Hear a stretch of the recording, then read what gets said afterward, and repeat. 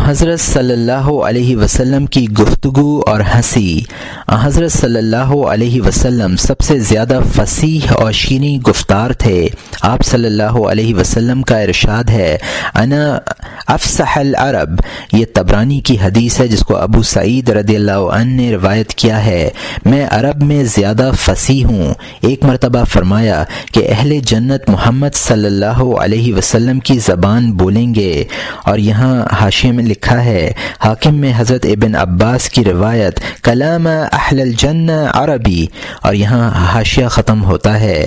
آپ کم گو اور نرم گفتار تھے، جب بولتے تو بہت زیادہ کلام نہ فرماتے۔ آپ کا کلام لڑی میں پروئے ہوئے موتیوں کی طرح مرتب اور مربوط ہوتا، اور یہاں حاشیے میں لکھا ہے، طبرانی بروایت ام معبد فرماتی ہیں، کان منطق حرزاتی نظم یخدرن حلو المنطق لا نزور ولا حذر۔ حضرت عائشہ رضی اللہ عنہا کی روایت بخاری و مسلم کے حوالے سے پہلے ہی گزر چکی ہے کہ آپ کلام کرتے تو سننے والے کے لیے آپ کے الفاظ کا شمار و احاطہ کرنا ممکن تھا، اور یہاں حاشیہ ختم ہوتا ہے۔ حضرت عائشہ رضی اللہ عنہا لوگوں سے فرمایا کرتی تھیں کہ حضرت صلی اللہ علیہ وسلم گفتگو کو طول نہیں دیتے تھے جس طرح تم دیتے ہو۔ آپ کا کلام مختصر ہوتا تھا اور تم لوگ پھیلانے کی کوشش کرتے ہو، اور یہاں حاشیے میں لکھا ہے، حدیث کے یہ الفاظ کہ آپ گفتگو کو تم لوگوں کی طرح طول نہیں دیتے تھے صحیحین میں ہیں۔ باقی حدیث خلعی نے کتاب الفوائد میں منقطع سند کے ساتھ روایت کی ہے، اور یہاں حاشیہ ختم ہوتا ہے۔ آپ کا کلام سب سے زیادہ مختصر تھا، چنانچہ جبرائیل علیہ السلام جو کلام آپ کے پاس لائے وہ بھی مختصر اور جامع ہے، اور یہاں حاشیے میں لکھا ہے، یہ روایت ان الفاظ میں عبد ابن حمید نے نقل کی ہے۔ حضرت عمر رضی اللہ عنہ راوی ہیں۔ دارقطنی میں حضرت ابن عباس رضی اللہ عنہ کی حدیث ہے، اعطیت جوامع الکلم واختصر للحدیث اختصارا۔ اس حدیث کا پہلا جز متفق علیہ ہے۔ بخاری فرماتے ہیں کہ جوامع الکلم کے سلسلے میں مجھے یہ معلوم ہوا ہے کہ اللہ تعالی نے آپ کے لیے ایک امر یا دو امروں میں بہت سے امور جمع کر دیے تھے، اور یہاں حاشیہ ختم ہوتا ہے۔ آپ جامع کلمات ارشاد فرماتے، نہ ان میں کمی ہوتی اور نہ زیادتی۔ جب آپ بولتے تو ایسا لگتا کہ موتی ایک دوسرے کے پیچھے چلے آ رہے ہوں۔ آپ کلام کے دوران تھوڑی دیر کے لیے ٹھہر جاتے تاکہ مخاطب سمجھ لے اور محفوظ کر لے، اور یہاں حاشیے میں لکھا ہے، شمائل ترمذی میں ہند ابن ابی حالہ کی حدیث، صحیحین میں حضرت ابو ہریرہ رضی اللہ عنہ کی روایت ہے کہ حضرت صلی اللہ علیہ وسلم نے ارشاد فرمایا، بعثت بجوامع الکلم۔ ابو داؤد میں حضرت جابر رضی اللہ عنہ کی روایت ہے کہ حضرت صلی اللہ علیہ وسلم کے کلام میں ترتیل یا ترسیل تھی۔ ترمذی میں حضرت عائشہ رضی اللہ عنہا فرماتی ہیں کہ حضرت صلی اللہ علیہ وسلم کے کلام میں اتنا ٹھہراؤ اور فاصلہ ہوتا کہ سننے والا آسانی کے ساتھ سمجھ لیتا، اور یہاں حاشیہ ختم ہوتا ہے۔ آپ کی آواز بلند تھی اور لہجے میں نغمگی اور حلاوت تھی، اور یہاں حاشیے میں لکھا ہے، ترمذی اور نسائی میں صفوان ابن عسال کی روایت کہتے ہیں کہ ہم ایک سفر میں تھے کہ راستے میں ایک اعرابی نے آپ کو بآواز بلند پکارا۔ آپ نے بھی اس کے جواب اتنی زور سے دیا۔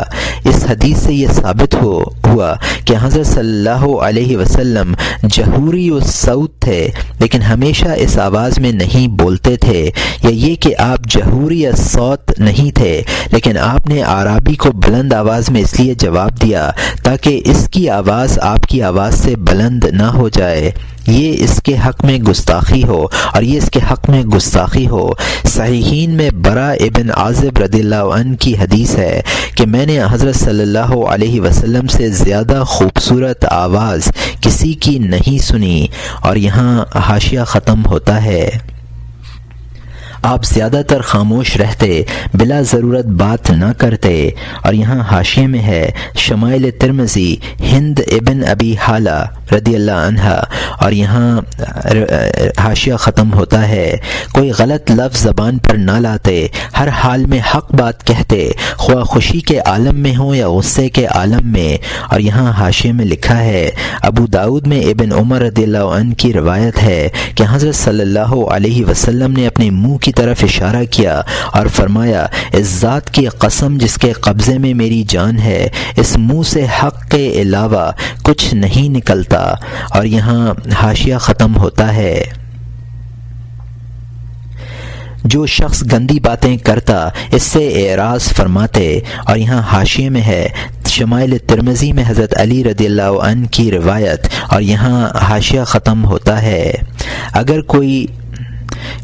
اگر کوئی ناپسندیدہ اور غلط لفظ بولنے کی ضرورت ہوتی تو اس کی صراحت نہ فرماتے بلکہ اس بات کو بطور کنایہ ارشاد فرماتے۔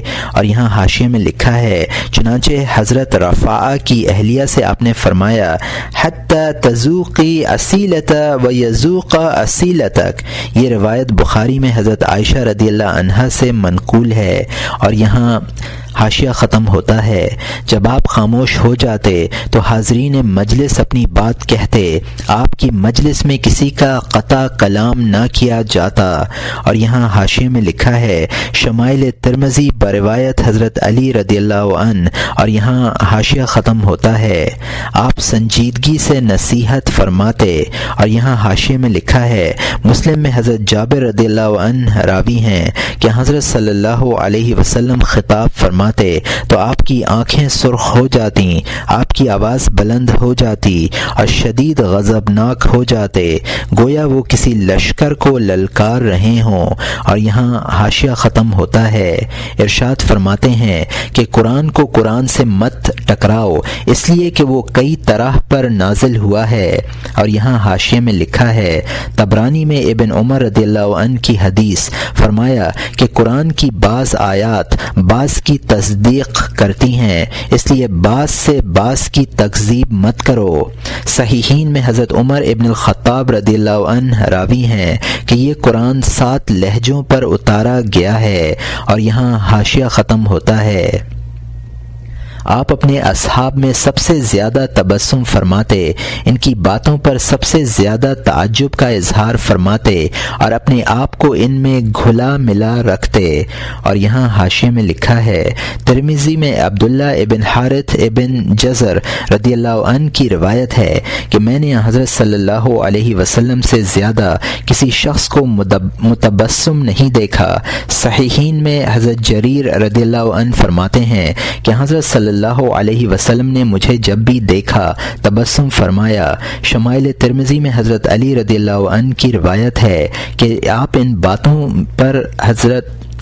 باتوں پر ہنستے جن پر تم ہنستے ہو، اور ان باتوں پر تعجب کرتے جن پر تم تعجب کرتے ہو۔ اور یہاں حاشیہ ختم ہوتا ہے بعض اوقات آپ اتنا مسکراتے کہ آپ کی کچلیاں ظاہر ہو جاتیں۔ اور یہاں حاشیے میں لکھا ہے آپ نے متعدد مواقع پر اس طرح تبسم فرمایا کہ آپ کے دانتوں کی کچلیاں ظاہر ہو گئیں، جیسا کہ بخاری و مسلم میں ابن مسعود رضی اللہ عنہ اور ابو ہریرہ رضی اللہ عنہ کی روایات ہیں۔ اور یہاں حاشیہ ختم ہوتا ہے صحابہ کرام آپ کے پاس بیٹھ کر اتباع اور احترام کے طور پر تبسم پر اکتفا کرتے۔ اور یہاں حاشیے میں لکھا ہے شمائل ترمذی بروایت ہند ابن ابی حالہ رضی اللہ عنہ۔ اور یہاں حاشیہ ختم ہوتا ہے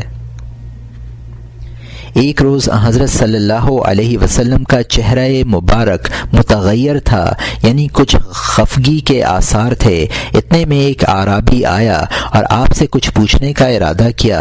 صحابہ کرام نے اس سے کہا کہ اس وقت کچھ نہ پوچھو، ہم آپ کا چہرہ متغیر دیکھ رہے ہیں۔ مگر وہ اعرابی نہ مانا اور کہنے لگا کہ مجھے چھوڑو، اس ذات کی قسم جس نے رسول اللہ صلی اللہ علیہ وسلم کو نبی برحق بنا کر بھیجا ہے، میں آپ کو ہنسائے بغیر نہ چھوڑوں گا۔ اس نے عرض کیا، یا رسول اللہ، ہمیں بتلایا گیا کہ دجال لوگوں کے لیے اس وقت سرید لے کر آئے گا جب وہ بھوک کی وجہ سے ہلاکت کے قریب ہوں گے۔ ان حالات میں آپ مجھے کیا حکم فرماتے ہیں؟ آیا میں اس کا سرید لینے سے انکار کر دوں اور بھوک سے مر جاؤں، یا اس سے سرید لے لوں اور اچھی طرح شکم سیری کے بعد اللہ پر ایمان لے آؤں اور اس کا انکار کر دوں؟ آپ صلی اللہ علیہ وسلم یہ سن کر اتنا ہنسے کہ آپ کی کچلیاں ظاہر ہو گئیں۔ آپ نے فرمایا، یا بل یغنیک اللہ بما یغنی بہ المؤمنین، نہیں بلکہ اللہ تعالیٰ جس چیز سے دیگر مومنین کو بے پرواہ کرے گا اسی سے تمہیں بھی بے پرواہ کر دے گا۔ اور یہاں حاشیے میں لکھا ہے کہ یہ حدیث منکر ہے، مجھے اس کی کوئی اصل نہیں ملی، اور اس حدیث کے مضمون کی تردید مغیرہ ابن شعبہ کی اس روایت سے ہوتی ہے کہ میں نے حضرت صلی اللہ علیہ وسلم کی خدمت میں عرض کیا، یا رسول اللہ، لوگ کہتے ہیں کہ دجال کے ساتھ روٹی کے پہاڑ اور پانی کی نہریں ہوں گی۔ فرمایا، یہ بات اللہ پر اس کے مقابلے میں زیادہ سہل ہے۔ اور یہاں حاشیہ ختم ہوتا ہے۔ آپ سب سے زیادہ خوش و خرم اور خندہ رہتے بشرط یہ کہ قرآن نازل نہ ہو رہا ہو، یا قیامت کا تذکرہ نہ ہو رہا ہو، یا آپ خطبہ اور وعظ نہ فرما رہے ہوں۔ اور یہاں حاشیے میں لکھا ہے، طبرانی میں جابر رضی اللہ عنہ کی روایت فرماتے ہیں کہ جب آپ پر وحی نازل ہوئی تو میں کہتا، آپ قوم کو ڈرانے والے ہیں۔ حضرت جبرائیل علیہ السلام کی آمد اور نزول قرآن کے وقت آپ کے تبسم نہ فرمانے کا ذکر مسند احمد میں حضرت علی رضی اللہ عنہ یا حضرت زبیر رضی اللہ عنہ کی روایت میں ہے، اور حاکم میں جابر سے مروی ہے کہ جب قیامت کا ذکر ہوتا تو آپ کے رخسار سرخ ہو جاتے۔ مسلم میں ہے کہ یہ کیفیت خطبے کے وقت ہوتی تھی۔ اور یہاں حاشیہ ختم ہوتا ہے۔ جب آپ مسرور اور خوش ہوتے تو اس عالم میں لوگوں میں سب سے زیادہ اچھے ہوتے۔ جب وعظ فرماتے تو سنجیدگی سے فرماتے، ہنسی اور ٹھٹول نہ ہوتا۔ جب غصے ہوتے اور آپ کا غصہ صرف خدا کے لیے ہوتا تو آپ کے غصے کے سامنے کسی کو ٹھہرنے کی مجال نہ تھی۔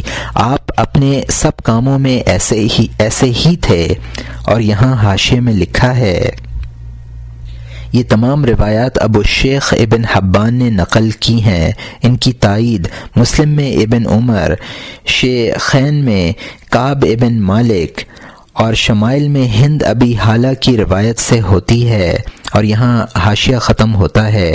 جب کوئی معاملہ درپیش ہوتا تو اسے اللہ کی سپرد فرما دیتے، اپنی طاقت و قوت سے برات کا اظہار کرتے اور ہدایت و ثواب کی دعا مانگتے۔ آپ کی دعا کے یہ الفاظ ہوتے، اللہم ارنی الحق حقا فاتبعه ورنی المنکر منکرا وارزقنی اجتنابه وعائذنی من ان یشتبه علی فاتبع هوایا بغیر هدى منك واجعل هوایا طبعا لطاعتك وخذوا رضا نفسك من نفسي في عافية وأهدني لما أختلف فيه من الحق بإذنك إنك تهدي من تشاء إلى صراط مستقيم۔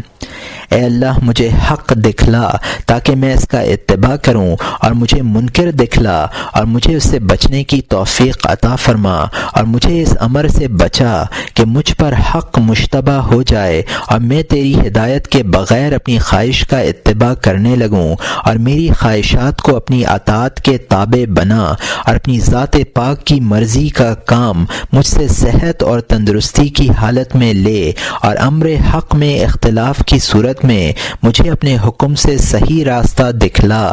تو جسے چاہتا ہے سیدھے راستے کی ہدایت کرتا ہے۔ اور یہاں حاشیے میں لکھا ہے، اس دعا کی کوئی اصل مجھے نہیں ملی، البتہ اس کے ٹکڑے احادیث کی مختلف کتابوں میں منقول ہیں۔ اور یہاں حاشیہ ختم ہوتا ہے۔ کھانے پینے میں آپ کے اخلاق طیبہ و آداب حسنہ، سرکار دو عالم صلی اللہ علیہ وسلم جو چیز موجود پاتے اسے تناول فرما لیتے۔ اور یہاں حاشیے میں لکھا ہے یہ حدیث پہلے بھی گزر چکی ہے، اور یہاں حاشیہ ختم ہوتا ہے۔ آپ کو سب سے زیادہ وہ کھانا پسند تھا جس پر زیادہ ہاتھ پڑتے۔ اور یہاں حاشیے میں لکھا ہے طبرانی اوسط اور کامل ابن عدی، جابر رضی اللہ عنہ، ابو یعلا، انس رضی اللہ عنہ۔ اور یہاں حاشیہ ختم ہوتا ہے۔ جب دسترخوان بچھا دیا جاتا تو آپ یہ دعا پڑھتے بسم اللہ اللہم اجعلها نعمتا مشکورتا تصل بها نعمت الجنہ، شروع کرتا ہوں اللہ کے نام سے، اے اللہ یہ نعمت مشکور بنا دے کہ جس سے جنت کی نعمتوں تک پہنچنا نصیب ہو۔ اور یہاں حاشیے میں لکھا ہے کھانے سے پہلے بسم اللہ پڑھنے کا ثبوت نسائی کی روایت سے ملتا ہے، البتہ باقی دعا مجھے نہیں ملی۔ اور یہاں حاشیہ ختم ہوتا ہے۔ جب آپ کھانے کے لیے بیٹھتے تو عموماً اپنے دونوں زانوں اور دونوں قدم ملا لیتے، جس طرح نمازی بیٹھتا ہے اس طرح بیٹھتے، زانوں کے اوپر، پاؤں پاؤں پر ہوتا، اور ارشاد فرماتے انما ابدا اکل کما یاکل العبد وجلس کما یجلس العبد، میں بندہ محض ہوں، جس طرح بندہ کھاتا ہے اس طرح میں کھاتا ہوں، اور جس طرح بندہ بیٹھتا ہے اس طرح میں بیٹھتا ہوں۔ اور یہاں حاشیے میں لکھا ہے عبدالرزاق نے مصنف میں حضرت ایوب سے سمٹ کر بیٹھنا، ابن ضحاک نے شمائل میں حضرت انس رضی اللہ عنہ سے بائیں زانو پر بیٹھنا اور دایاں پاؤں کھڑا کرنا، اور ابن حبان نے ابی ابن کعب رضی اللہ عنہ سے دونوں رانوں پر بیٹھنا نقل کیا ہے۔ باقی روایت متعدد طرق سے مروی ہے۔ اور یہاں حاشیہ ختم ہوتا ہے۔ آپ گرم کھانا نہ کھاتے، فرماتے کہ گرم کھانا برکت سے خالی ہوتا ہے، اللہ تعالیٰ نے ہماری غذا آگ سے نہیں بنائی۔ اور یہاں حاشیے میں لکھا ہے طبرانی اوسط میں حضرت ابو ہریرہ رضی اللہ عنہ کی روایت ہے کہ حضرت صلی اللہ علیہ وسلم نے ارشاد فرمایا برد الطعام فإن الطعام الحار غیر ذی برکہ۔ طبرانی صغیر میں ہے کہ ایک مرتبہ آپ کے سامنے پلیٹ لائی گئی، اس میں بھاپ اٹھ رہی تھی، آپ نے اپنا ہاتھ اٹھا لیا اور فرمایا ان اللہ لم یطعمنا نارا۔ اور یہاں حاشیہ ختم ہوتا ہے۔ آپ اپنے سامنے سے کھاتے۔ اور یہاں حاشیے میں ہے کہ یہ روایت ابن حبان اور بحقی میں ہے۔ اول الذکر کی راویہ حضرت عائشہ رضی اللہ عنہا اور ثانی الذکر کے راوی عبید ابن القاسم ہیں۔ اور یہاں حاشیہ ختم ہوتا ہے۔ کھانے میں 3 انگلیاں استعمال کرتے۔ اور یہاں حاشیے میں لکھا ہے کہ یہ روایت کعب ابن مالک سے مسلم میں مروی ہے۔ اور یہاں حاشیہ ختم ہوتا ہے۔ بعض اوقات چوتھی انگلی سے بھی مدد حاصل کر لیتے۔ اور یہاں حاشیے میں لکھا ہے کہ چوتھی انگلی سے مدد لینے کی روایت ہمیں غیلانیات میں عامر ابن ربیعہ سے پہنچی ہے۔ ابن ابی سیبہ میں زہری سے مرسل روایت ہے کہ حضرت صلی اللہ علیہ وسلم 5 انگلیوں سے کھانا تناول فرماتے تھے۔ اور یہاں حاشیہ ختم ہوتا ہے۔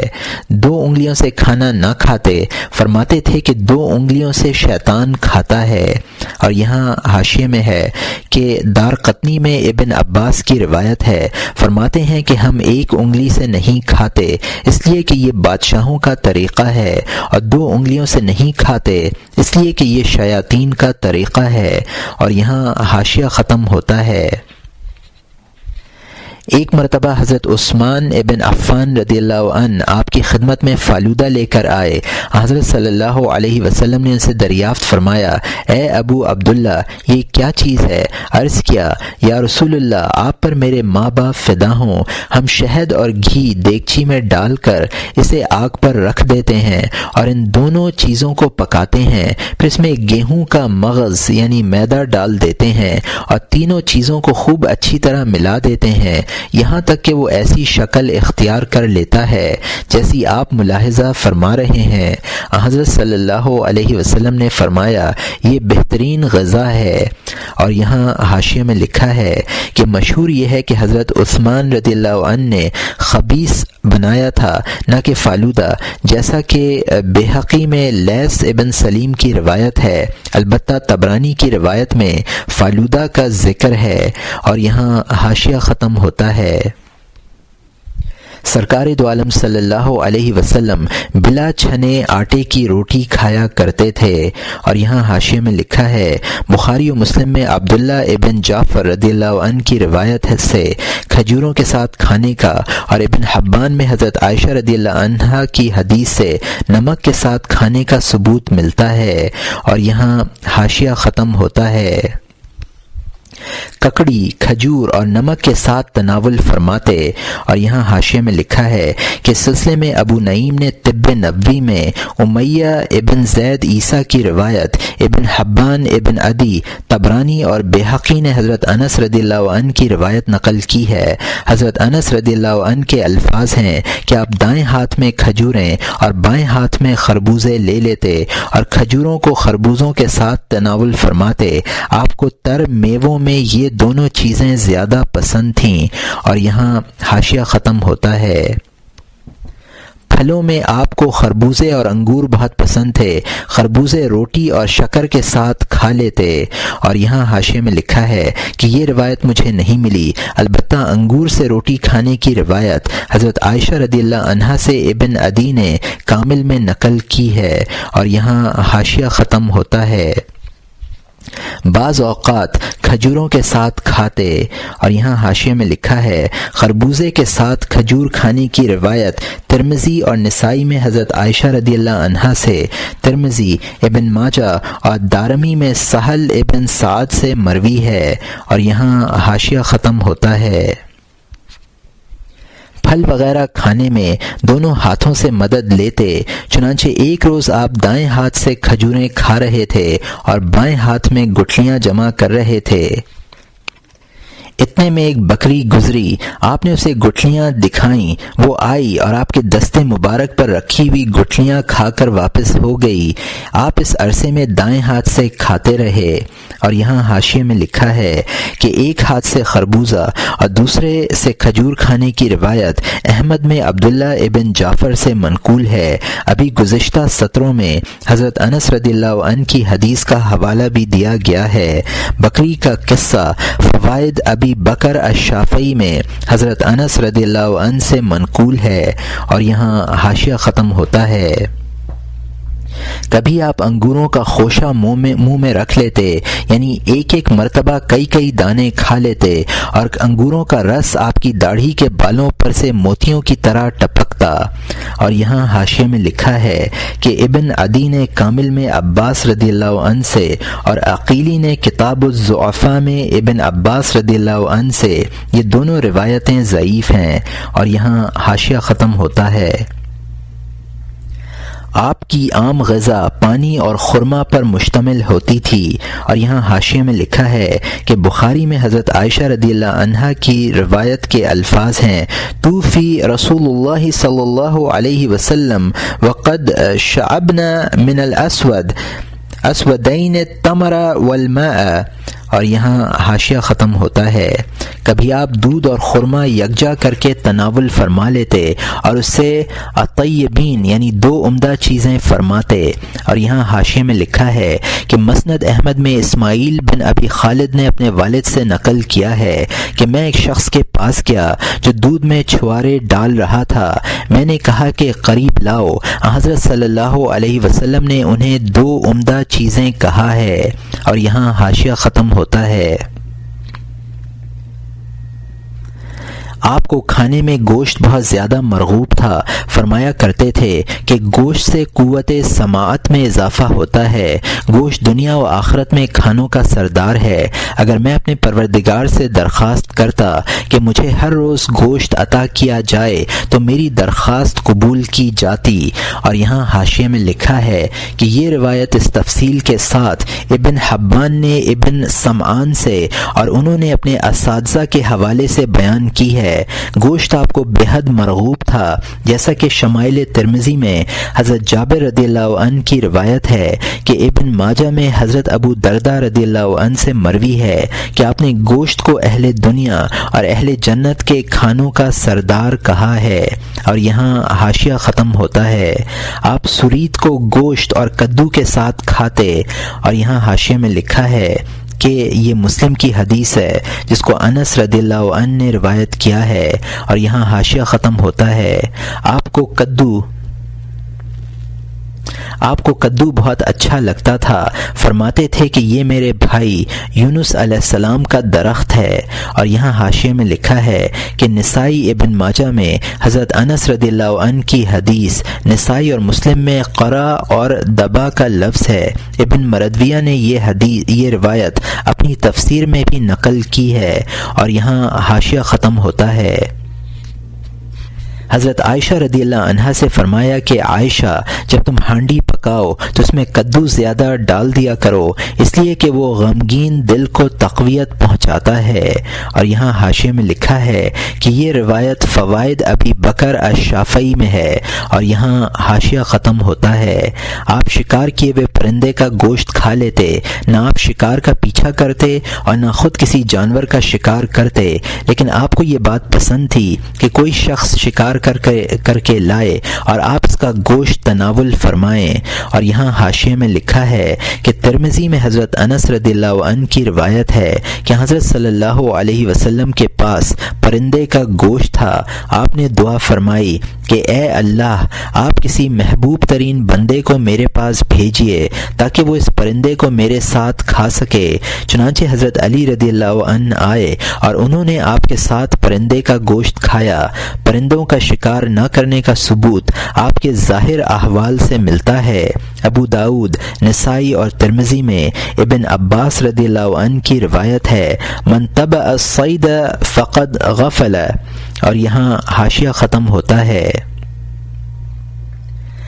جب آپ گوشت کھاتے تو بوٹی کاٹنے کے لیے سر مبارک نہ جھکاتے، بلکہ بوٹی کو منہ کے قریب لے جا کر دانت سے نوچتے۔ اور یہاں حاشیے میں لکھا ہے کہ ابو داؤد میں صفوان ابن امیہ رضی اللہ عنہ کی روایت ہے کہ میں حضرت صلی اللہ علیہ وسلم کے ساتھ کھانا کھا رہا تھا۔ میں نے سوچا کہ ہڈی کے اوپر سے گوشت اتار لوں۔ آپ نے فرمایا کہ ہڈیوں کو منہ کے قریب لے جاؤ، اس صورت میں گوشت زیادہ لذیذ اور مزیدار ہوتا ہے۔ اور یہاں حاشیہ ختم ہوتا ہے۔ آپ گھی کے ساتھ بھی روٹی کھاتے۔ اور یہاں حاشیے میں لکھا ہے کہ یہ بخاری و مسلم کی حدیث ہے بروایت انس رضی اللہ عنہ۔ اور یہاں حاشیہ ختم ہوتا ہے۔ آپ کو بکری کے سری پائے اور شانے کا گوشت سالنوں میں کدو کا سالن پسند تھا۔ اور یہاں حاشیے میں لکھا ہے کہ سری پائے کی روایت بخاری و مسلم میں حضرت ابو ہریرہ سے، شانے کے گوشت کی روایت ابن حبان میں ابن عباس رضی اللہ عنہ سے منقول ہے۔ کدو کے متعلق حضرت انس کی روایت ہے جو ابھی گزری ہے۔ ابن حبان نے ابن عباس رضی اللہ عنہ کی حدیث نقل کی ہے کہ حضرت صلی اللہ علیہ وسلم کو سرکہ زیادہ پسند تھا۔ اسی روایت میں اجوا کی پسندیدگی کا ذکر بھی ہے۔ اور یہاں حاشیہ ختم ہوتا ہے۔ اور روٹی پر مل کر کھانے کی چیزوں میں سرکہ اور کھجور میں اجوا پسند تھا۔ اور یہاں حاشیے میں لکھا ہے کہ مسند بزار اور طبرانی کبیر نے عبداللہ ابن مسعود رضی اللہ عنہ کی روایت اجوا میں برکت کی دعا کے سلسلے میں نقل کی ہے۔ ترمذی، نسائی اور ابن ماجہ میں حضرت ابو ہریرہ رضی اللہ عنہ کی حدیث ہے کہ اجوا جنت کا میوہ ہے اور زہر کا تریاق ہے۔ صحیحین میں سعد ابن ابی وقاص رضی اللہ عنہ کی روایت ہے کہ جو شخص صبح کو اجوا کھجور کے 7 دانے کھا لے اسے اس دن سحر اور زہر ضرر نہیں پہنچائیں گے۔ اجوا عمدہ قسم کی سرخ کھجوروں کو کہتے ہیں۔ اور یہاں حاشیہ ختم ہوتا ہے۔ آپ نے اجوا میں برکت کی دعا فرمائی، نیز یہ بھی فرمایا کہ اجوا جنت کا پھل ہے۔ اور یہاں حاشیے میں لکھا ہے کہ کاسنی کے سلسلے میں ابن عباس رضی اللہ عنہ کی روایت ہے کہ کاسنی کھایا کرو، اس پر ہر روز جنت کے قطرات ٹپکتے ہیں۔ ابو نعیم نے طب نبوی میں یہ روایت ابن عباس رضی اللہ عنہ کے علاوہ حسن ابن علی رضی اللہ عنہ اور انس ابن مالک رضی اللہ عنہ سے بھی نقل کی ہے، لیکن یہ سب ضعیف حدیثیں ہیں۔ ریحان کے سلسلے میں مجھے کوئی روایت نہیں ملی۔ خرفہ کے ساگ کے بارے میں بھی ابو نعیم نے حضرت ثویر رضی اللہ عنہ سے نقل کیا ہے کہ حضرت صلی اللہ علیہ وسلم کے پاؤں میں زخم تھا، آپ نے خرفہ کا ساگ استعمال کیا جس سے وہ زخم مندمل ہو گیا، آپ نے اس سے 70 امراض کا علاج قرار دیا ہے۔ اور یہاں حاشیہ ختم ہوتا ہے۔ اللہ تعالی نے اس میں زہر کے لیے تریاق اور امراض کے لیے شفا رکھ دی ہے۔ آپ کو سبزیوں میں کاسنی، ریحان اور خرفہ کا ساگ جسے اجلا بھی کہتے ہیں پسند تھا۔ گردوں سے آپ کو نفرت تھی اس لیے کہ یہ پیشاب کی جگہ سے قریب رہتے ہیں۔ اور یہاں حاشیے میں لکھا ہے کہ ابو بکر ابن محمد عبید اللہ الشخیر کی روایت حضرت عبداللہ ابن عباس رضی اللہ عنہ سے، اس کی سند ضعیف ہے اور اس میں ایک کذاب راوی ابو سعید الحسن بن علی العدوی ہے۔ اور یہاں حاشیہ ختم ہوتا ہے۔ آپ بکری کی 7 چیزیں نہیں کھاتے تھے: ذکر، خصیتین، مثانہ، پتا، غدے، فرج اور خون۔ اور یہاں حاشیے میں لکھا ہے ابن عدی اور بحقی نے ابن عباس رضی اللہ عنہ سے ضعیف سند کے ساتھ مرفوعاً اور بحقی نے مجاہد سے مرسلاً نقل کی ہے۔ اور یہاں حاشیہ ختم ہوتا ہے۔ آپ کچا لہسن، پیاز اور گندنا یعنی ایک ترکاری جس میں سے بدبو آتی ہے بھی نہیں کھاتے تھے۔ اور یہاں حاشیے میں لکھا ہے یہ روایت امام مالک رضی اللہ عنہ نے موطا میں زہری سے، انہوں نے سلمان ابن یسار سے مرسل اور دار قطنی نے حضرت انس رضی اللہ عنہ سے مرفوع نقل کی ہے۔ بخاری و مسلم میں حضرت جابر رضی اللہ عنہ سے روایت ہے کہ حضرت صلی اللہ علیہ وسلم کی خدمت میں سبزی کا سالن لایا گیا، آپ نے اس میں بو محسوس کر کے اسے چھوڑ دیا۔ مسلم میں ابو ایوب رضی اللہ عنہ سے مروی ہے کہ آپ کی خدمت میں کھانا لایا گیا جس میں لہسن ڈلا ہوا تھا، آپ نے وہ کھانا نہیں کھایا۔ اور یہاں حاشیہ ختم ہوتا ہے۔ آپ نے کبھی کسی کھانے کو برا نہیں کہا، اگر وہ کھانا آپ کو اچھا لگتا تناول فرماتے، اچھا نہ لگتا چھوڑ دیتے۔ اگر کسی وجہ سے آپ کو کوئی چیز اچھی معلوم نہ ہوئی تو دوسروں کے لیے اسے ناپسند نہ فرمایا۔ اور یہاں حاشیے میں لکھا ہے یہ حدیث ابھی گزری ہے۔ اور یہاں حاشیہ ختم ہوتا ہے۔ چنانچہ آپ کو گوہ اور تلی سے نفرت تھی لیکن آپ نے انہیں حرام نہیں کہا۔ اور یہاں حاشیے میں لکھا ہے کہ صحیحین میں ابن عمر رضی اللہ عنہ کی حدیث ہے کہ آپ نے ذب کے متعلق ارشاد فرمایا کہ تم لوگ کھاؤ، یہ حرام نہیں ہے اور نہ اس میں کوئی حرج ہے، البتہ یہ میری قوم کے کھانوں میں سے نہیں ہے۔ اس طرح کی روایت ابن عباس رضی اللہ عنہ سے بخاری و مسلم میں ہے۔ طحال یعنی تلی حلال ہے، جیسا کہ بخاری و مسلم میں ابن عمر رضی اللہ عنہ کی روایت سے ثابت ہوتا ہے۔ اور بیہقی میں زید ابن ثابت رضی اللہ عنہ سے موقوفاً مروی ہے کہ آپ نے فرمایا کہ میں ضرورت نہ ہونے کے باوجود تلی کھاتا ہوں، محض اس لیے تاکہ میرے گھر والے جان لیں کہ اس میں کوئی حرج نہیں ہے۔ اور یہاں حاشیہ ختم ہوتا ہے۔ آپ پلیٹ انگلیوں سے صاف کر لیتے تھے اور فرماتے تھے کہ بچے ہوئے کھانے میں برکت ہوتی ہے۔ اور یہاں حاشیے میں لکھا ہے کہ بحقی میں جابر رضی اللہ عنہ کی حدیث ہے، الفاظ یہ ہیں: لا ترفع القصعة حتى تلعقها فإن آخر الطعام فيه البركة۔ اس طرح کا مضمون مسلم میں انس رضی اللہ عنہ سے منقول ہے۔ اور یہاں حاشیہ ختم ہوتا ہے: کھانے کے بعد آپ اپنی انگلیاں اتنی چاٹتے کہ سرخ ہو جاتی۔ اور یہاں حاشیے میں لکھا ہے کہ مسلم میں کعب ابن مالک رضی اللہ عنہ کی روایت، لیکن اس میں چاٹنے کی وجہ سے انگلیوں کے سرخ ہو جانے کا ذکر نہیں ہے۔ اور یہاں حاشیہ ختم ہوتا ہے: جب تک ایک ایک کر کے تمام انگلیاں نہ چاٹ لیتے، رومال سے ہاتھ صاف نہ کرتے، فرماتے کہ معلوم نہیں کون سے کھانے میں برکت ہے۔ اور یہاں حاشیے میں لکھا ہے کہ مسلم بروایت کعب ابن مالک رضی اللہ عنہ و جابر رضی اللہ عنہ، بحقی بروایت جابر رضی اللہ عنہ۔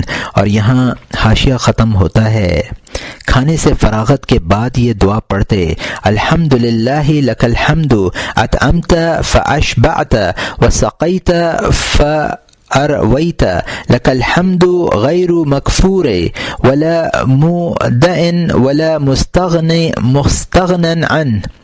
تمام تعریفیں اللہ کے لیے ہیں، اے اللہ تیرا شکر ہے کہ تو نے پیٹ بھر کھانا کھلایا اور پانی پلا کر سیراب کیا۔ حمد تیرے ہی لیے ہے، اس حال میں کہ نہ ہم ناشکری کرتے ہیں، نہ تیری نعمتوں سے توقع ختم کرتے ہیں اور نہ تجھ سے بے نیاز ہوتے ہیں۔ اور یہاں حاشیے میں لکھا ہے کہ الحمدللہ الذی کفانا وآوانا غیر مکفی ولا مکفور۔ اور یہاں حاشیہ ختم ہوتا ہے: جب گوشت اور روٹی کھاتے تو ہاتھوں کو خوب اچھی طرح دھوتے اور گیلے ہاتھ منہ پر پھیر لیتے۔ اور یہاں حاشیے میں لکھا ہے کہ ابو یعلا بروایت ابن عمر رضی اللہ عنہ۔ اور یہاں حاشیہ ختم ہوتا ہے: پانی 3 سانس میں پیتے، ہر مرتبہ ابتدا میں بسم اللہ پڑھتے اور آخر میں الحمدللہ کہتے۔ اور یہاں حاشیے میں لکھا ہے: طبرانی اوسط بروایت ابو ہریرہ رضی اللہ عنہ، مسلم سے مروی ہے کہ آپ 3 سانس میں پانی پیا کرتے تھے۔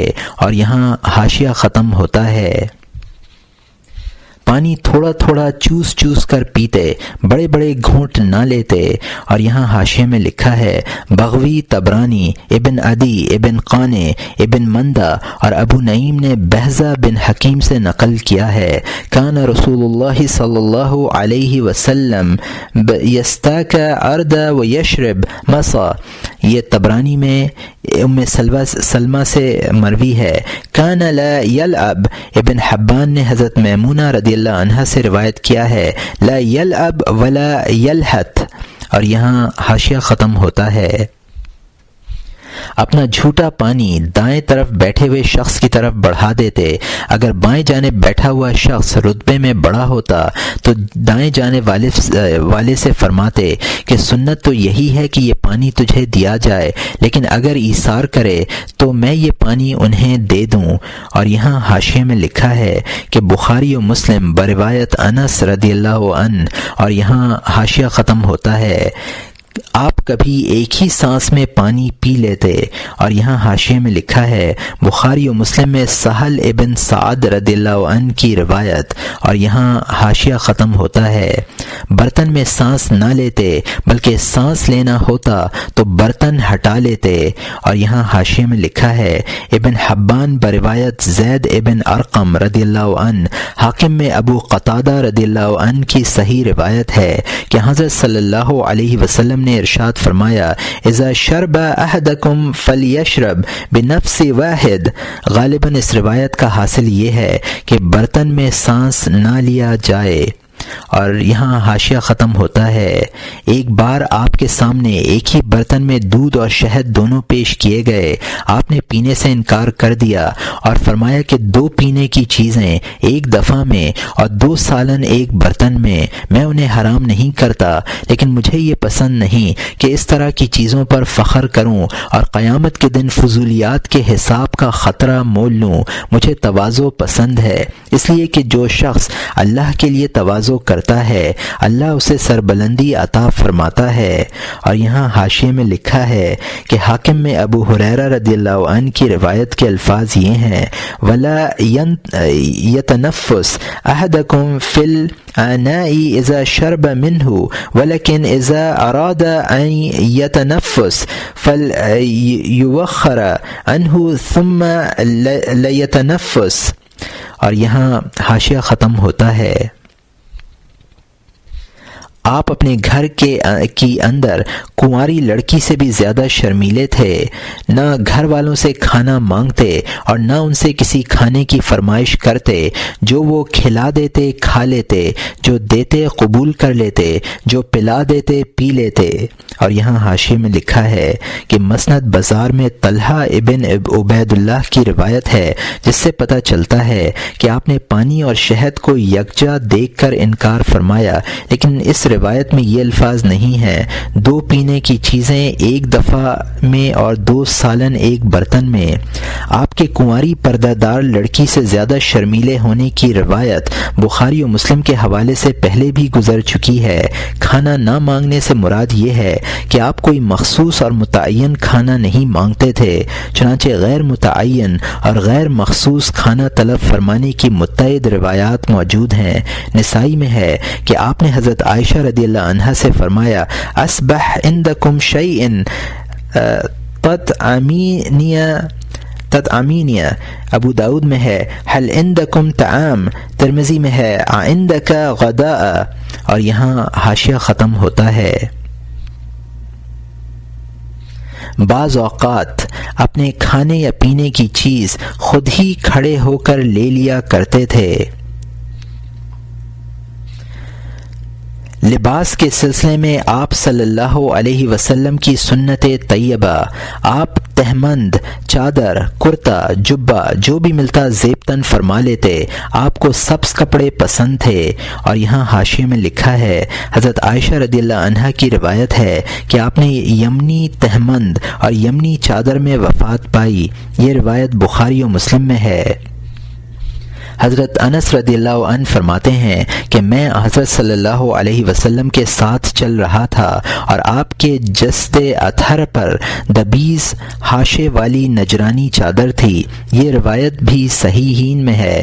ابن ماجہ میں حضرت ابن عباس رضی اللہ عنہ کی حدیث ہے کہ حضرت صلی اللہ علیہ وسلم چھوٹی اور بڑی دونوں طرح کی آستینوں والی قمیص پہن لیتے تھے۔ ابو داؤد، ترمذی اور نسائی میں حضرت ام سلمہ رضی اللہ عنہا سے مروی ہے کہ آپ کو لباس میں قمیص زیادہ پسند تھی۔ ابو داؤد میں اسماء بنت یزید روایت کرتی ہیں کہ حضرت صلی اللہ علیہ وسلم کی قمیص کی آستینیں گٹوں تک ہوتی تھیں۔ جبہ، شملہ اور حبرہ وغیرہ کی روایات گزر چکی ہیں۔ اور یہاں حاشیہ ختم ہوتا ہے۔ آپ کا لباس عام طور پر سفید رنگ کے کپڑے کا ہوتا تھا۔ فرمایا کرتے تھے البسوها احیاکم وکفنوا فیہا موتاکم، سفید رنگ کے کپڑے اپنے زندوں کو پہناؤ اور ان میں اپنے مردوں کو کفناؤ۔ اور یہاں حاشیے میں لکھا ہے کہ ابن ماجہ اور حاکم میں ابن عباس رضی اللہ عنہ کی روایت، اس روایت کے مطابق آپ نے یہ بھی فرمایا خیر ثیابکم البیاض۔ سنن میں یہ روایت سمرہ سے منقول ہے۔ اور یہاں حاشیہ ختم ہوتا ہے۔ جنگ کے مواقع پر آپ روئی بھری ہوئی قبا بھی پہنتے اور بلا روئی کی بھی پہن لیتے۔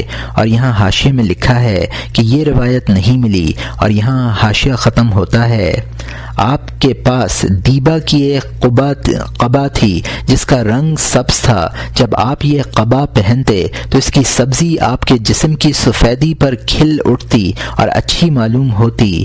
اور یہاں حاشیے میں لکھا ہے کہ بخاری و مسلم میں مسعور بن محزمہ کی روایت ہے کہ نبی صلی اللہ علیہ وسلم کی خدمت میں دیباج کی چند قبائیں پیش کی گئیں جن میں سونے کے بٹن لگے ہوئے تھے۔ اس حدیث میں ان میں سے کسی قبا کا پہننا مذکور نہیں ہے، بلکہ بخاری نے تعلیقاً نقل کیا ہے کہ آپ دیباج کی قبا پہن کر باہر تشریف لائے۔ مسلم میں حضرت جابر رضی اللہ عنہ کی روایت ہے کہ آپ نے ایک روز دیباج کی قبا پہنی اور تھوڑی دیر بعد اتار ڈالی۔ احمد میں حضرت انس رضی اللہ عنہ کی روایت ہے کہ سندس اور دیباج کا پہننا ریشم کی حرمت سے پہلے کا واقعہ ہے، اور یہاں حاشیہ ختم ہوتا ہے۔ آپ کے تمام کپڑے ٹخنوں سے اوپر رہتے، لنگی اس سے بھی اوپر پنڈلی کے نصف حصے پر رہتی۔ اور یہاں حاشیے میں لکھا ہے، ابو الفضل محمد بن طاہر نے صفوۃ التصوف میں عبداللہ ابن بصر کی یہ روایت نقل کی ہے کہ حضرت صلی اللہ علیہ وسلم کا تہمند ٹخنوں سے اوپر، قمیص اس سے اوپر اور چادر اس سے اوپر رہتی تھی۔ اس روایت کی سند ضعیف ہے۔ حاکم میں حضرت ابن عباس رضی اللہ عنہ فرماتے ہیں کہ آپ ٹخنوں سے اوپر تک قمیص پہنتے تھے۔ شمائل ترمذی میں اشعث کی روایت ہے، کہتے ہیں کہ میں نے اپنی پھوپھی سے سنا، وہ اپنے چچا سے یہ حدیث نقل کرتی ہیں کہ آپ کا تہمند نصف پنڈلی تک رہتا تھا۔ اور یہاں حاشیہ ختم ہوتا ہے۔ آپ کی قمیص کے بند بندھے رہتے، بعض اوقات نماز یا غیر نماز کی حالت میں یہ بند کھل جاتے۔ اور یہاں حاشیے میں لکھا ہے، معاویہ بن قرہ بن ایاس وہ اپنے باپ سے نقل کرتے ہیں کہ میں چند لوگوں کے ہمراہ مدینہ سے حضرت صلی اللہ علیہ وسلم کی خدمت میں حاضر ہوا۔ اس وقت آپ کی قمیص کے بند کھلے ہوئے تھے۔ اسی طرح کی روایات بحقی میں زید ابن اسلم سے اور طبرانی میں ابن عباس رضی اللہ عنہ سے منقول ہیں۔ اور یہاں حاشیہ ختم ہوتا ہے۔ آپ کے پاس زعفرانی رنگ کی چادر تھی، کبھی آپ تنہا اس چادر کو اوڑھ کر امامت فرماتے۔ اور یہاں حاشیے میں لکھا ہے، ابو داؤد ترمذی بروایت قبلہ بنت محزمہ قیلہ بنت محزمہ اور ابو داؤد بروایت قیس ابن سعد مؤخر الذکر کی روایات میں ہے کہ آپ نے غسل فرمایا، پھر میرے والد نے آپ کو زعفران سے رنگی ہوئی ایک چادر پیش کی۔ اور یہاں حاشیہ ختم ہوتا ہے۔ آپ صرف چادر اوڑھتے، جسم پر کوئی دوسرا کپڑا نہ ہوتا، آپ اسی چادر میں نماز پڑھا دیتے۔ اور یہاں حاشیے میں لکھا ہے، ابن ماجہ ابن خزیمہ بروایت ثابت بن صامت الفاظ روایت ہیں، ان النبی صلی اللہ علیہ وسلم صلی فی بنی عبد الاشہل وعلیہ کساء متلفف بہ۔ اور یہاں حاشیہ ختم ہوتا ہے۔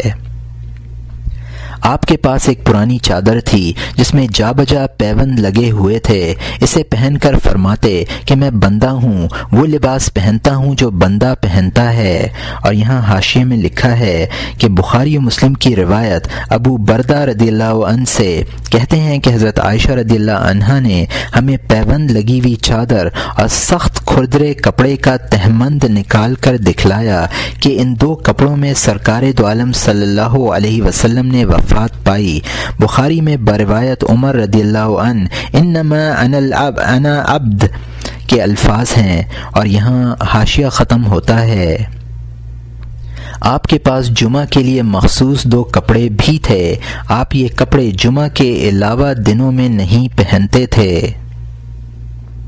اور یہاں حاشیے میں لکھا ہے کہ طبرانی صغیر اور طبرانی اوسط میں حضرت عائشہ رضی اللہ عنہا کی روایت کے مطابق حضرت صلی اللہ علیہ وسلم نے جمعہ کے لیے دو کپڑے مخصوص کر رکھے تھے۔ اسی روایت میں یہ بھی ہے کہ جمعہ کی نماز پڑھ کر تشریف لاتے تو ہم یہ دونوں کپڑے اس طرح لپیٹ کر رکھ دیتے جس طرح رکھے ہوئے تھے، لیکن اس زیادتی کی تردید ابن ماجہ میں حضرت عائشہ رضی اللہ عنہا کی اس حدیث سے ہوتی ہے کہ میں نے نہیں دیکھا کہ حضرت صلی اللہ علیہ وسلم نے کسی کو گالی دی ہو یا آپ کے لیے کپڑا طے کیا گیا ہو۔ اور یہاں حاشیہ ختم ہوتا ہے۔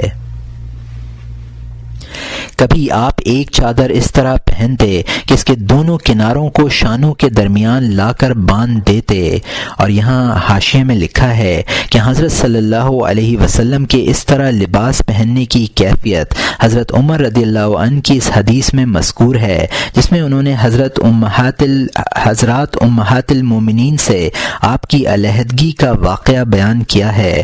بخاری میں محمد بن المنقدر کی روایت ہے کہ ہمیں حضرت جابر رضی اللہ عنہ نے ایک چادر پہن کر نماز پڑھائی، جس کے دونوں پلو انہوں نے اپنی گدی پر باندھ لیے تھے اور آپ کے گدی پر باندھ لیے تھے اور آپ کے کپڑے کھوٹی پر ٹنگے ہوئے تھے۔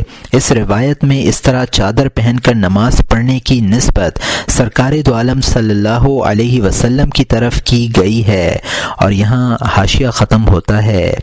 کبھی آپ یہ لباس پہن کر جنازے کی نماز بھی پڑھا دیتے۔ اور یہاں حاشیے میں لکھا ہے اس روایت کی کوئی اصل مجھے نہیں ملی۔ اور یہاں حاشیہ ختم ہوتا ہے۔ بعض اوقات آپ گھر کے اندر ایک ہی چادر میں اپنا جسم ڈھانپ کر اور اس کے دونوں کناروں کو مخالف شانوں پر ڈال کر نماز پڑھتے، اور یہ وہ کپڑا ہوتا جس میں رات کو صحبت کی ہوتی۔ اور یہاں حاشیے میں لکھا ہے کہ ابو یعلا نے اسناد حسن کے ساتھ حضرت معاویہ رضی اللہ عنہ سے نقل کیا ہے کہ میں ام المومنین حضرت ام حبیبہ رضی اللہ عنہا کی خدمت میں حاضر ہوا۔ میں نے دیکھا کہ سرکار دو عالم صلی اللہ علیہ وسلم ایک کپڑے میں نماز پڑھ رہے ہیں۔ میں نے ام حبیبہ رضی اللہ عنہا سے دریافت کیا کہ کیا نبی صلی اللہ علیہ وسلم ایک کپڑے میں نماز پڑھ رہے ہیں؟ انہوں نے جواب دیا ہاں، اور یہ وہ کپڑا ہے جس میں آپ صلی اللہ علیہ وسلم اس حالت میں بھی تھے۔ حضرت ام حبیبہ رضی اللہ عنہا نے اس حالت سے جمع کی حالت مراد لی۔ اس روایت کی تخریج طبرانی اوسط نے بھی کی ہے۔ اور یہاں حاشیہ ختم ہوتا ہے۔ کبھی تہجد کی نماز چادر کے ایک پلو کو اپنے جسم پر لپیٹ کر اور دوسرے پلو کو کسی زوجہ محترمہ کے جسم پر ڈال کر ادا فرماتے۔ اور یہاں حاشیے میں لکھا ہے ابو داؤد میں حضرت عائشہ رضی اللہ عنہا کی روایت ہے کہ آپ نے ایک ایسے کپڑے میں نماز پڑھی جس کا کچھ حصہ میرے جسم پر پڑا ہوا تھا۔ مسلم میں ہے کہ آپ رات کے وقت نماز پڑھتے اور اس میں بحالت حیض آپ کے پہلو میں ہوتی، اور اس چادر کا کچھ حصہ جس میں آپ نماز پڑھ رہے ہوتے میرے جسم پر پڑا ہوا ہوتا۔ طبرانی اوسط میں ابو عبد الرحمن نے نقل کیا ہے کہ میں نے حضرت صلی اللہ علیہ وسلم اور عائشہ رضی اللہ عنہا کو ایک کپڑے میں نماز پڑھتے ہوئے دیکھا۔ اس کا نصف حصہ آپ کے جسم پر تھا اور نصف حصہ حضرت عائشہ رضی اللہ عنہا کے اوپر تھا۔ اور یہاں حاشیہ ختم ہوتا ہے۔ آپ کے پاس ایک سیاہ رنگ کی چادر تھی، وہ آپ نے ایک شخص کو ہدیہ کر دی۔ جب آپ گھر تشریف لے گئے تو حضرت ام سلمہ رضی اللہ عنہا نے دریافت کیا میرے ماں باپ آپ پر قربان ہوں، وہ سیاہ چادر کیا ہوئی؟ فرمایا میں نے ایک کو اڑا دی۔ عرض کیا آپ کے سفید رنگ پہ وہ سیاہ چادر خوب سجتی تھی۔ اور یہاں حاشیے میں لکھا ہے مجھے یہ حدیث نہیں ملی، البتہ سیاہ چادر پہننے کی روایت ابو داؤد اور نسائی میں حضرت عائشہ رضی اللہ عنہا سے مروی ہے۔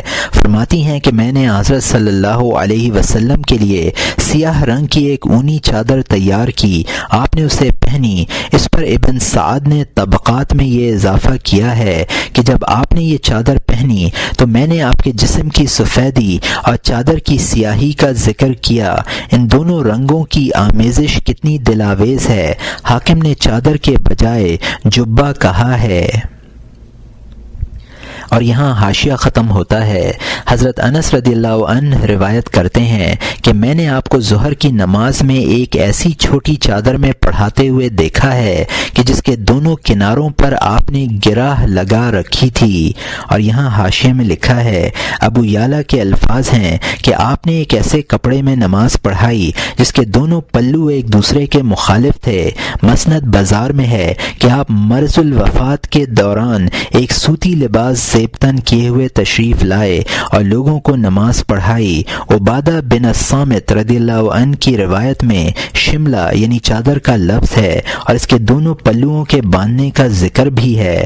یہ روایت ابن ماجہ میں ہے۔ ابن عدی نے گردن پر باندھنے کا ذکر کیا ہے۔ اور یہاں حاشیہ ختم ہوتا ہے۔ آپ انگوٹھی بھی پہنتے تھے۔ اور یہاں حاشیے میں لکھا ہے بروایت بخاری و مسلم میں ابن عمیر اور انس رضی اللہ عنہ کی روایت۔ اور یہاں حاشیہ ختم ہوتا ہے۔ بعض اوقات آپ اس حال میں باہر تشریف لاتے کہ آپ کی انگوٹھی میں یادداشت کے طور پر دھاگا بندھا ہوا ہوتا، اور یہاں حاشیے میں لکھا ہے کہ ابن عدی نے ضعیف سند کے ساتھ حضرت واثلہ سے نقل کیا ہے کہ جب آپ کو کوئی بات یاد رکھنی ہوتی تو اپنی انگوٹھی میں ایک دھاگا باندھ لیتے، اور یہاں حاشیہ ختم ہوتا ہے۔ آپ اپنی انگوٹھی سے خطوط پر مہریں بھی لگاتے، فرماتے کہ خطوط پر مہر لگانا تہمت سے بہتر ہے، اور یہاں حاشیے میں لکھا ہے کہ بخاری و مسلم میں حضرت انس رضی اللہ عنہ کی روایت کہتے ہیں کہ حضرت صلی اللہ علیہ وسلم نے بادشاہ روم کو خط لکھنے کا ارادہ کیا تو لوگوں نے عرض کیا کہ یا رسول اللہ، روم کے لوگ صرف وہ خط پڑھتے ہیں جن پر مہر لگی ہوئی ہوتی ہے۔ اس پر آپ نے چاندی بنوائی الی آخر الحدیث۔ نسائی اور شمائل ترمذی نے حضرت ابن عمر رضی اللہ عنہ کے حوالے سے نقل کیا ہے کہ آپ نے چاندی کی انگوٹھی بنوائی، اس انگوٹھی پر آپ مہر لگاتے تھے، اسے پہنتے تھے۔ اس روایت کے یہ الفاظ خط پر مہر لگانا تہمت سے بہتر ہے مجھے کسی روایت میں نہیں ملے، اور یہاں حاشیہ ختم ہوتا ہے۔ آپ امامے کے نیچے اور امامے کے بغیر بھی ٹوپی پہنتے، بعض اوقات ٹوپی اتار کر اس کا سترہ بنا لیتے اور نماز پڑھتے، اور یہاں حاشیے میں لکھا ہے بیہقی نے ابن رحمۃ اللہ علیہ سے نقل کیا ہے کہ آپ سفید رنگ کی ٹوپی پہنا کرتے تھے۔ ابن حبان میں حضرت ابن عباس رضی اللہ عنہ کی روایت کے مطابق آپ کے پاس 3 ٹوپیاں تھیں، ان میں سے ایک جو کانوں والی تھی سفر کے لیے مخصوص تھی، اسے کبھی کبھی آپ سامنے رکھ کر نماز بھی پڑھ لیتے تھے۔ ابو داؤد اور ترمذی میں رکانہ کی حدیث ہے کہ ہمارے اور مشرکین کے درمیان یہ فرق ہے کہ ہم ٹوپیوں کے اوپر امامہ باندھتے ہیں، اور یہاں حاشیہ ختم ہوتا ہے۔ امامہ نہ ہوتا تو اپنے سر اور پیشانی پر پٹی باندھ لیتے، اور یہاں حاشیے میں لکھا ہے کہ بخاری میں ابن عباس رضی اللہ عنہ کی روایت ہے، اور یہاں حاشیہ ختم ہوتا ہے۔ آپ کے امامہ کا نام صحاب تھا۔ یہ امامہ آپ نے حضرت علی رضی اللہ عنہ کو دے دیا تھا۔ جب کبھی حضرت علی رضی اللہ عنہ امامہ پہن کر آتے تو حضرت صلی اللہ علیہ وسلم لوگوں سے ارشاد فرماتے کہ تمہارے پاس علی رضی اللہ عنہ اصحاب میں آئے ہیں، اور یہاں حاشیے میں لکھا ہے یہ روایت ابن عدی اور ابن حبان نے جعفر بن محمد سے، انہوں نے اپنے والد سے نقل کی ہے۔ ابو نعیم نے دلائل النبوہ میں حضرت عمر رضی اللہ عنہ سے صحاب نامی امامے کا قصہ نقل کیا ہے، اور یہاں حاشیہ ختم ہوتا ہے۔ جب آپ کپڑا پہنتے تو دائیں جانب سے آغاز فرماتے، یعنی اگر قمیض پہننی ہوتی تو پہلے دایاں ہاتھ آستین میں ڈالتے، پھر بایاں۔ اسی طرح پاجامہ پہنتے، کپڑا پہننے کے وقت یہ دعا فرماتے الحمدللہ الذی کسانی ما اواری بہ عورتی و اتجمل بہ فی الناس۔ تمام تعریفیں اللہ کے لیے ہیں جس نے مجھے وہ چیز پہنائی جس سے میں ستر ڈھانپوں اور لوگوں میں تجمل کروں، اور یہاں حاشیے میں لکھا ہے دائیں طرف سے پہننے کی روایت ترمذی میں ابو ہریرہ رضی اللہ عنہ سے، اور دعا ترمذی، ابن ماجہ اور حاکم میں عمر ابن الخطاب رضی اللہ عنہ سے منقول ہے، اور یہاں حاشیہ ختم ہوتا ہے۔ جب آپ کپڑے اتارتے تو بائیں جانب سے شروع کرتے، اور یہاں حاشیے میں لکھا ہے حضرت عبداللہ ابن عمر رضی اللہ عنہ سے منقول ہے کہ جب حضرت صلی اللہ علیہ وسلم کوئی کپڑا پہنتے تو دائیں طرف سے پہنتے اور بائیں طرف سے اتارتے۔ حضرت انس رضی اللہ عنہ فرماتے ہیں کہ جب آپ کوئی کپڑا یا جوتا پہنتے تو دائیں طرف سے شروع کرتے اور بائیں جانب سے اتارتے۔ یہ دونوں روایتیں ابن حبان میں ہیں۔ صحیحین میں حضرت ابو ہریرہ رضی اللہ عنہ کی روایت جوتے پہننے کے ساتھ مخصوص ہے، اور اس میں آپ کا قول مذکور ہے نہ کہ فعل، اور یہاں حاشیہ ختم ہوتا ہے۔ نیا کپڑا پہننے کے بعد پرانا کپڑا کسی مسکین کو دیتے اور فرماتے ما من مسلم یکسو مسلم من سمل ثيابه لا يكسوه الا الله الا كان في ضمان الله وحرزه وخيره ما واراه حيا او رميت۔ جو مسلمان کسی مسلمان کو اپنے پرانے کپڑے محض اللہ کے لیے پہنائے تو وہ زندگی میں بھی اور مرنے کے بعد بھی اللہ کی امان اور حفاظت میں رہے گا اور خیر پائے گا۔ اور یہاں حاشیے میں لکھا ہے کہ حاکم نے مستدرک میں اور بیہقی نے شعب میں حضرت عمر رضی اللہ عنہ کی یہ روایت نقل کی ہے کہ میں نے دیکھا کہ رسول اللہ صلی اللہ علیہ وسلم نے اپنے کپڑے منگوا کر پہنے اور یہ دعا پڑھی الحمدللہ الذی کسانی ما اتجمل به فی حیاتی و اواری به عورتی۔ اس کے بعد یہ فرمایا ما من مسلم یلبس ثوب جدید الآخر۔ اس میں صدقہ کا ذکر نہیں ہے۔ اور یہاں حاشیہ ختم ہوتا ہے۔ آپ کے پاس چمڑے کا ایک بستر تھا جس میں کھجور کی چھال بھری ہوئی تھی۔ اس گدے کی لمبائی 2 ہاتھ اور چوڑائی 1 ہاتھ اور 1 بالش تھی۔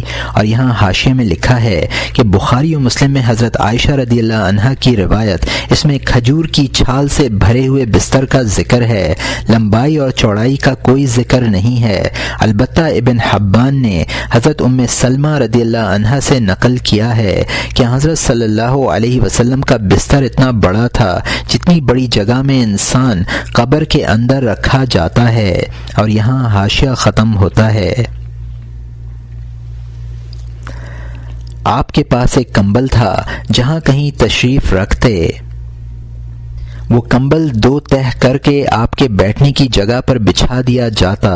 اور یہاں حاشیے میں لکھا ہے کہ ابن سعد نے طبقات میں اور ابو شیخ ابن حبان نے حضرت عائشہ رضی اللہ عنہا سے نقل کیا ہے کہ میرے پاس ایک انصاریہ آئی، اس نے حضرت صلی اللہ علیہ وسلم کا بستر تہہ شدہ کمبل کی صورت میں دیکھا۔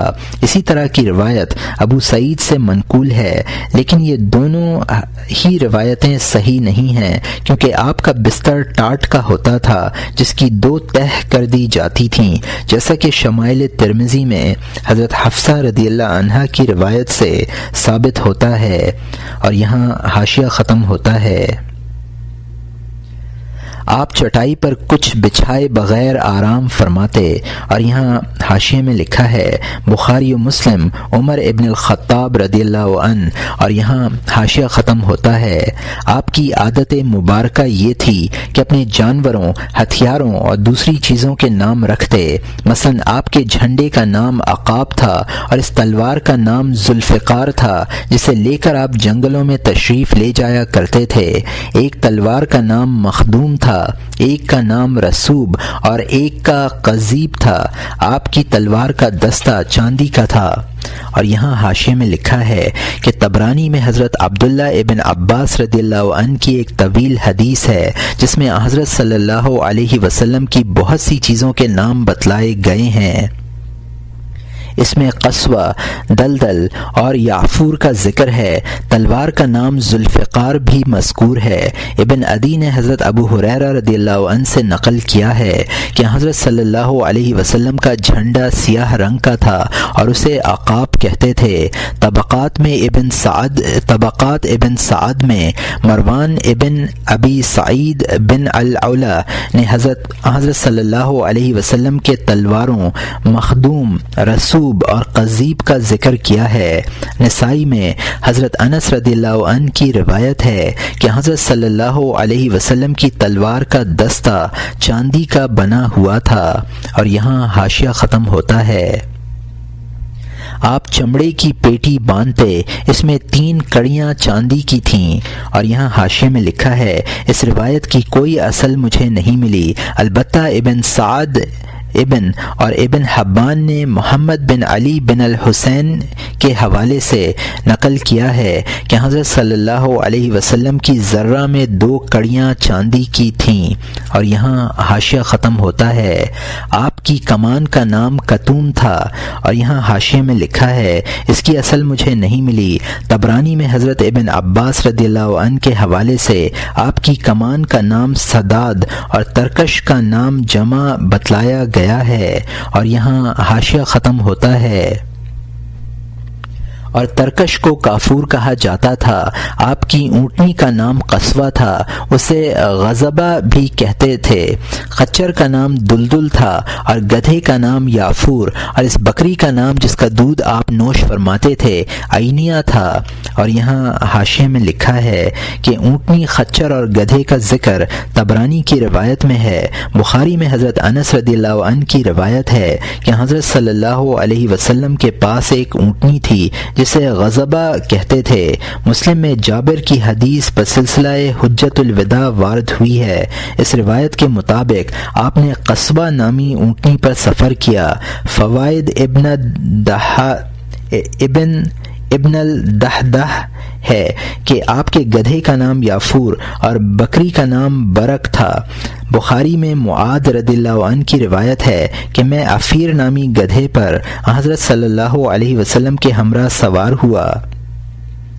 طبقات ابن سعد میں 7 بکریوں کا ذکر ہے جن کے نام یہ ہیں: اجوا، زمزم، سقیہ، برکہ، رشتہ، احلال، اطراف۔